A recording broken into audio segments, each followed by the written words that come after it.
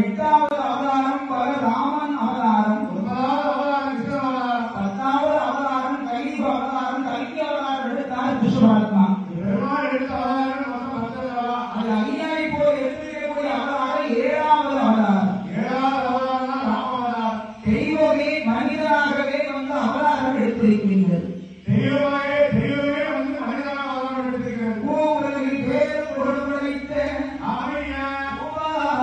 சமுத்திரத்தில் வாழ்ந்து வரக்கூடிய மக்கள் இருவரையும்